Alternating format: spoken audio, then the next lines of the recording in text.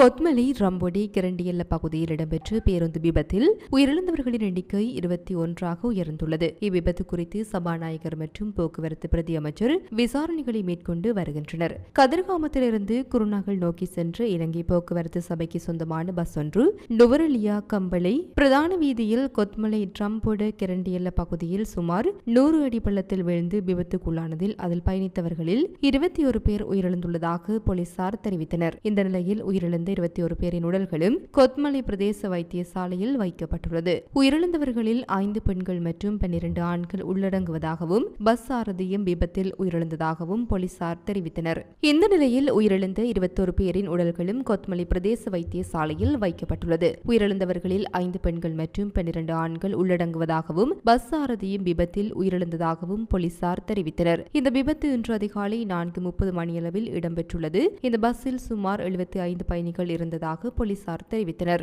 விபத்தில் காயமடைந்தவர்கள் கொத்மலை பொது வைத்தியசாலை, நுவரெலியா மாவட்ட பொது வைத்தியசாலை, கம்பளி மற்றும் நாவலப்பிட்டி ஆகிய வைத்தியசாலைகளிலும் அனுமதிக்கப்பட்டு சிகிச்சை பெற்று வருகின்றனர். மேலும் காயமடைந்தவர்களில் பலரின் நிலை கவலைக்கிடமாக உள்ளது என தகவல்கள் வெளியாகியுள்ளது. விபத்து குறித்து விசாரணை நடத்தி வரும் கொத்மலை போலீசார் ஓடிக்கொண்டிருந்த பஸ்ஸில் ஏற்பட்ட திடீர் தொழில்நுட்ப கோளாறை விபத்துக்கு காரணமாக இருக்கலாம் என்று சந்தேகிக்கின்றனர். விபத்து குறித்து விசாரணை நடத்துவதற்காக சபாநாயகர் ஜகத் விக்ரமரத்ன மற்றும் போக்குவரத்து மற்றும் நெடுஞ்சாலைகள் பிரதி அமைச்சர் டாக்டர் பிரசன்ன குமார குணசேன ஆகியோர் சம்பவ இடத்திற்கு வருகை தந்து நிலைமையை ஆராய்ந்தனர். இதுபோன்ற செய்திகளை தெரிந்து கொள்ள சமூகம் நியூஸ் சேனலை சப்ஸ்கிரைப் செய்து அருகில் உள்ள பெல் பட்டனை கிளிக் செய்யுங்கள்.